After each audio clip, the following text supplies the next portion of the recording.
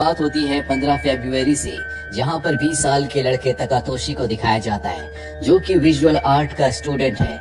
अभी वो ग्रेजुएशन कर रहा है और जब वो अपने कॉलेज के लिए ट्रेन पकड़ता है तो ट्रेन में उसे एक लड़की दिखती है जिसका नाम एमी है। एमी को देखते ही उसे पहली नजर में एमी से प्यार हो जाता है। तकातोशी मनी मन में सोचता है कि अगर जिस स्टेशन पर मैं उतरा एमी भी उसी स्टेशन पर उतरी तो मैं उसे प्रपोज करूंगा, और होता भी ऐसा ही है। जिस स्टेशन पर तकातोशी उतरता है एमी भी उसी स्टेशन पर उतरती है। वो उसके पीछे जाता है और उसे रोकते हुए कहता है कि मुझे नहीं पता, लेकिन शायद मुझे तुमसे प्यार हो गया है। आज से पहले मेरे साथ कभी ऐसा कुछ नहीं हुआ। क्या मुझे आपका ईमेल आईडी या फोन नंबर मिल सकता है? एमी कहती है कि मैं फोन यूज नहीं करती। तकातोशी को लगता है कि वो उसकी बातों से नाराज हो गई है, वो उससे बातें नहीं करना चाहती, इसीलिए वहाँ से जाने लगता है। और एमी उसे रोकती है और कहती है कि मैं सच में फोन यूज नहीं करती। इसके बाद ये दोनों स्टेशन की एक बेंच पर बैठ जाते हैं, जहाँ पर ये एक दूसरे से बातें करते हैं। एमी बताती है कि मेरी उम्र भी 20 साल है और आज इनका पहला दिन है। अब एमी की ट्रेन आ जाती है, वहाँ से जाने लगती है। तकातोशी उससे पूछता है क्या हम दोबारा मिलेंगे? एमी पलट कर देखती है, उसकी आंखों में आंसू होते हैं। वो पूछता है क्या हुआ? एमी कहती है कुछ नहीं। वो कहती है कि हम जरूर मिलेंगे, और इसके बाद वो ट्रेन में बैठकर चली जाती है। तकातोशी आज बहुत खुश है। वो सारी बातें अपने बेस्ट फ्रेंड को बताता है। उसका बेस्ट फ्रेंड भी उसके लिए बहुत खुश होता है। अगले दिन तकातोशी एक बार फिर से उसी ट्रेन में जाता है। वो एमी को चारों तरफ देख रहा होता है, लेकिन एमी ट्रेन में नहीं होती, जिससे उसे बहुत दुख होता है। इसके बाद वो एक चिड़ियाघर जाता है, जहाँ पर वो एक जिराफ की फोटो बना रहा होता है। तभी पीछे से वहाँ पर एमी आ जाती है और कहती है कि तुमने बहुत अच्छा स्केच बनाया है, इसे तुम्हारे कॉलेज के नोटिस बोर्ड में लगना चाहिए। उसे देखकर तकातोशी हैरान हो जाता है और पूछता है कि तुम्हें कैसे पता चला कि मैं तुम्हें यहाँ पर मिलूंगा? एमी कहती है कि कल तुमने ही बताया था। हालांकि ये बात उसने एमी को नहीं बताई थी, लेकिन उसे लगता है कि हो सकता है कि बातों ही बातों में उसने कह दिया हो। इसके बाद वो एमी को झील के किनारे ले जाता है, जहाँ पर वो एमी को बताता है कि जब मैं 5 साल का था तभी से मुझे स्केच बनाने का बहुत शौक था। मैं यहाँ पर स्केच बनाने के लिए आया था और गलती से पानी में गिर गया, लेकिन एक लेडी ने मेरी जान बचाई। मैं उस दिन मरते मरते बचा। एमी कहती है कि जब मैं 5 साल की थी मेरे साथ भी ऐसा ही हुआ था। मैं एक मेले में थी और मुझे भी एक आदमी ने बचाया था। तकातोशी हैरान हो जाता है कि ऐसा कैसे हो सकता है। एमी कहती है कि दुनिया में इत्तेफाक होते हैं। इसके बाद वो एमी से उसका फोन नंबर मांगता है और आज एमी उसे अपना फोन नंबर दे देती है।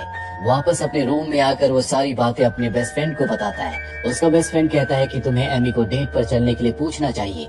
हालांकि वो ऐसा नहीं करना चाहता, क्योंकि अभी वो एमी से सिर्फ 2 बार मिला है। पर अपने बेस्ट फ्रेंड के कहने पर वो एमी को कॉल करता है और पूछता है क्या कल तुम मेरे साथ डेट पर चलोगी? एमी हाँ कह देती है, जिससे वो बहुत खुश हो जाता है। अगली सुबह जब वो अपने कॉलेज जाता है तो देखता है कि नोटिस बोर्ड में उसकी जिराफ वाली पेंटिंग लगी है। जैसा कि एमी ने कहा था कि इसे तो नोटिस बोर्ड में लगना चाहिए, लेकिन वो इस बात पर ज्यादा ध्यान नहीं देता और अब वो एमी से मिलता है। आज इनकी पहली डेट है। ये दोनों मूवी देखने के लिए जाते हैं, जिसके बाद एक खाना भी खाते हैं। ये दोनों एक दूसरे के साथ बहुत खुश हैं और जब रात हो जाती है तो तकातोशी एमी से पूछता है क्या तुम मेरी गर्लफ्रेंड बनोगी? वो कहती है कि मैं बहुत ज्यादा इमोशनल हूँ और मुझे खाने का भी बहुत शौक है, क्या तुम मुझे पैम्पर कर पाओगे? तकातोशी कहता है क्यों नहीं, और वो उसकी सारी शर्तें मान जाता है। ये दोनों अब रिलेशनशिप में हैं।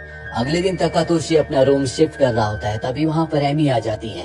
वो उसकी मदद करती है और जब ये दोनों के दोनों रूम में सामान सेट कर रहे होते हैं तभी अचानक से एमी पलटकर रोने लगती है। उसकी आंखों में आंसू आ जाते हैं, जिस बारे में तकातोशी को पता नहीं चलता। और अब वो देखती है कि एक बॉक्स के अंदर एक डायरी है। वो तकातोशी से पूछती है कि ये डायरी किसकी है?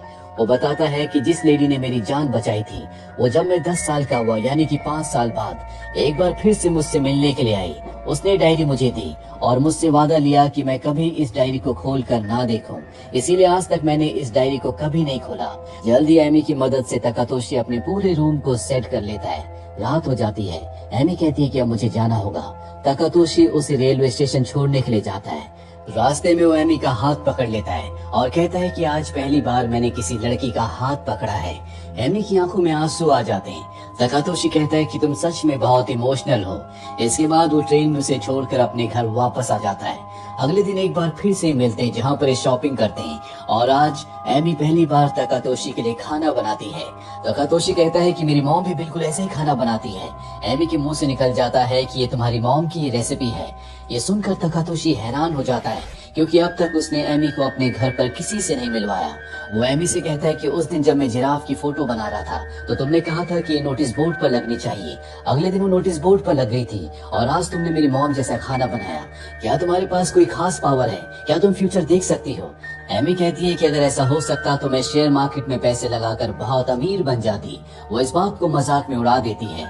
अगले दिन ये एक बार फिर से मिलते हैं जहाँ पर एमी तकातोशी का एक नया हेयर स्टाइल बनाती है। इन्हें मिले हुए आज पूरे 15 दिन हो चुके हैं। ये अब एक दूसरे से बहुत प्यार करते हैं। एमी रात होने पर अपने घर चली जाती है और आज गलती से वो अपनी डायरी को तकातोशी के घर पर ही छोड़ आई है। तकातोशी जब उस डायरी को पढ़ता है तो उसे कुछ समझ नहीं आता क्योंकि उसमें डेट के साथ इवेंट्स लिखे होते हैं और हर एक डेट रिवर्स ऑर्डर में होती है। जैसे 10 तारीख के बाद 9 तारीख, 9 तारीख के बाद 8 तारीख। तकातोशी को कुछ समझ नहीं आता और तभी एमी का कॉल आता है। वो पूछती क्या तुमने मेरी डायरी को पढ़ा? वो कहता है कि हाँ, लेकिन मुझे कुछ समझ नहीं आया। एमी एक टेलीफोन बूथ से उसे कॉल कर रही होती है। एमी कहती है कि हम दोनों का एक राज है जिस बारे में मैंने तुम्हें कभी कुछ नहीं बताया, लेकिन कल मैं तुम्हें सब कुछ बता दूंगी। तुम उस बॉक्स को लेकर आना, जो बॉक्स तुम्हें उस लेडी ने दिया था जिसने तुम्हारी जान बचाई थी जब तुम बहुत छोटे थे। वो कहता है कि ठीक है। और तभी रात के 12 बज जाते हैं और अचानक से एमी उस टेलीफोन बूथ से गायब हो जाती है। अगले दिन एक बार फिर से दोनों मिलते हैं जहाँ पर एमी तकातोशी को बताती है कि मैं इस दुनिया से नहीं हूँ बल्कि मैं एक दूसरी दुनिया से हूँ, यानी कि पैरेलल वर्ल्ड से। और मेरी दुनिया का समय तुम्हारी दुनिया के समय से पूरी तरह से रिवर्स ऑर्डर में चलता है। इसीलिए मुझे पहले से पता था कि जिराफ की जो तुमने पेंटिंग बनाई थी वो तुम्हारे कॉलेज के नोटिस बोर्ड में लगेगी। साथ ही तुम कब कहाँ जाओगे ये भी मुझे पहले से पता था। और अब वो उससे वो बॉक्स मांगती है जो आज से 10 साल पहले उसे उस लेडी ने दिया था जिसने उसकी झील में डूबने से जान बचाई थी। तकातोशी अपनी जेब से बॉक्स को निकालता है। एमी उसे एक चाबी दिखाती और कहती है कि ये इसी बॉक्स की चाबी है। और जब ये बॉक्स को खोलते हैं तो उसके अंदर एक फोटो होती है जिसमें एमी तकातोशी की फैमिली के साथ है। ये देखकर तकातोशी हैरान हो जाता है क्योंकि अब तक उसने एमी को अपनी फैमिली से नहीं मिलवाया।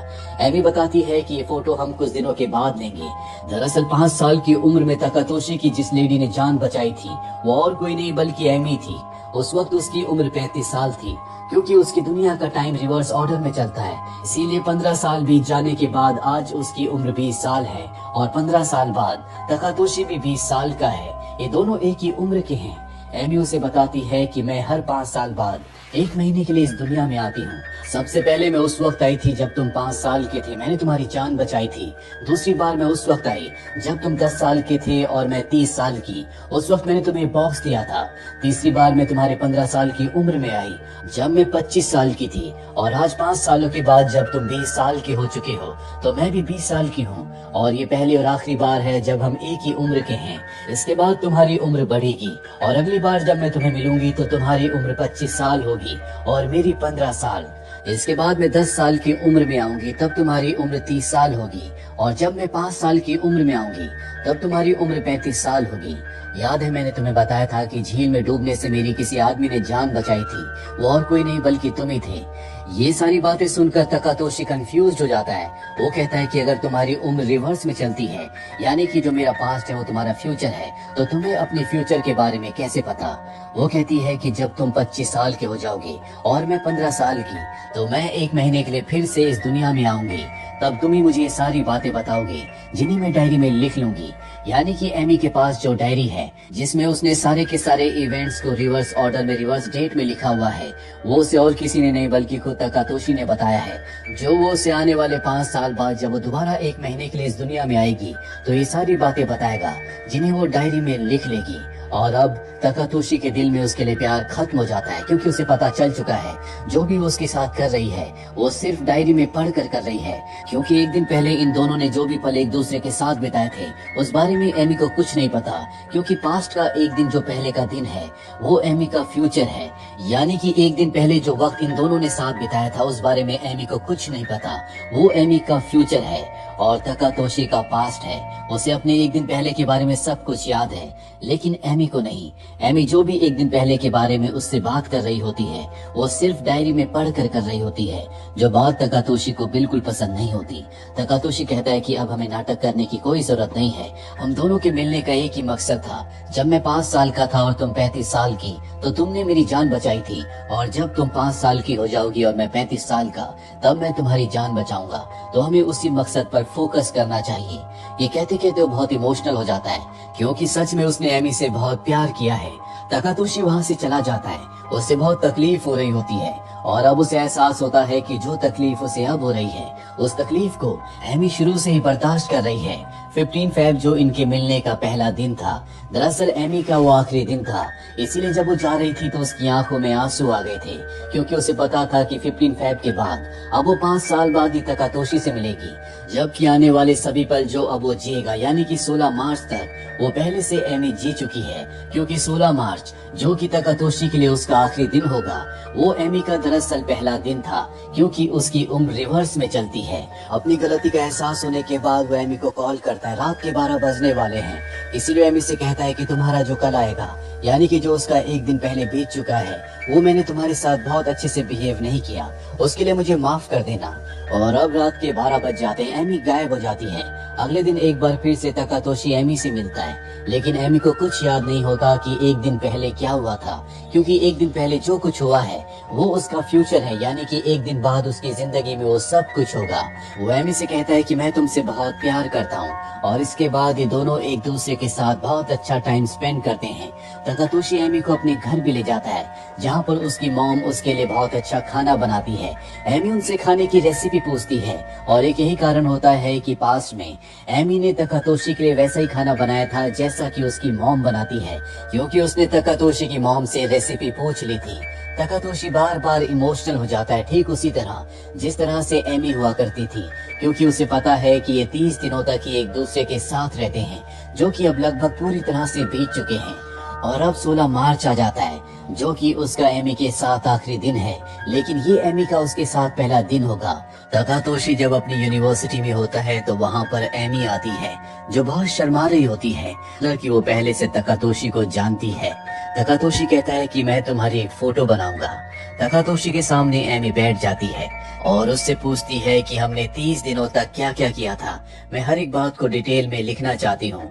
जिसके बाद तकातोशी उसे सब कुछ बताता है और वो हर एक चीज को अपनी डायरी में लिख लेती है। ये दोनों पूरा दिन एक दूसरे के साथ बिताते हैं, और जब रात के 12 बजने वाले होते हैं तो ये उसी स्टेशन पर जाते हैं जहाँ से एमी हमेशा ट्रेन पकड़ा करती है। आज तकातोशी बहुत इमोशनल होता है, ठीक उसी तरह से जब पहली बार वो एमी से मिला था, और वो बहुत इमोशनल थी क्योंकि वो उसका आखिरी दिन था। और जैसे 12 बजते ही यहाँ पर ट्रेन आती है और एमी उस ट्रेन में बैठकर चली जाती है। तकातोशी को पता है कि अब 5 सालों तक वो एमी से नहीं मिल सकता, और अब 5 साल और बीत जाते हैं। तकातोशी 25 साल का हो चुका है। इस वक्त एमी मात्र 15 साल की है। वो स्कूल में पढ़ती है। वो उससे मिलने के लिए जाता है, उसे वही पोर्ट्रेट, वही फोटो दिखाता है जो आज से 5 साल पहले उसने अपने कॉलेज में एमी का बनाया था, और एमी को बताता है कि आज से 5 साल बाद हम मेरे कॉलेज में मिलेंगे। और एक यही कारण था कि 5 साल पहले जब ये दोनों 20 साल के थे और एमी का पहला दिन था, तो वो उसके कॉलेज आई थी, क्योंकि जब वो 15 साल की थी तो 25 साल के तकातोशी ने उसे बता दिया था कि जब हम एक बार फिर से समय में एक साथ होंगे, यानी कि तुम्हारे 5 साल बाद जब तुम 20 साल की हो जाओगी और उस वक्त मैं भी 20 साल का रहूंगा, तो हम दोनों मेरे कॉलेज के आर्ट रूम में मिलेंगे, जहाँ पर मैं तुम्हारी ये फोटो बनाऊंगा। इसके बाद 5 साल और बीत जाते हैं, और अब तकातोशी 30 साल का हो चुका है। वो एमी से मिलने जाता है जो इस वक्त 10 साल की है। वो उससे बहुत अच्छे से बात करता है। इस वक्त तकातोशी बहुत मैच्योर हो चुका है, और उसे अलविदा कहने से पहले वो कहता है कि हम एक बार फिर से दोबारा जरूर मिलेंगे। 5 साल और बीत जाते हैं। एमी की उम्र इस वक्त मात्र 5 साल है। वो अपने परिवार के साथ पहली बार अपनी दुनिया से हमारी दुनिया में टेलीपोर्ट हुई है। वो अपने परिवार के साथ एक मेले में होती है। तभी वहाँ पर एक विस्फोट होता है, जिस विस्फोट में एमी को एक लड़का बचाता है, और ये और कोई नहीं बल्कि 35 साल का तकातोशी है। ये पहली बार था जब एमी ने तकातोशी को देखा था, और यहीं से इन दोनों की कहानी शुरू हुई थी। लेकिन शायद ये दोनों समय के एक भंवर में फंस चुके हैं, क्योंकि यहाँ से एक बार फिर से कहानी आगे बढ़ती है। जब एमी 20 साल की हो चुकी है, वो ट्रेन में जाती है जहाँ पर उसे तकातोशी का इंतजार है। तभी वो देखती है कि उसके सामने तकातोशी है, जिसे देखकर उसके चेहरे पर एक मुस्कुराहट आ जाती है। और इसी के साथ ये फिल्म, ये कहानी यहीं पर खत्म हो जाती है। उम्मीद करते हैं कि ये कहानी आपको पसंद आई होगी।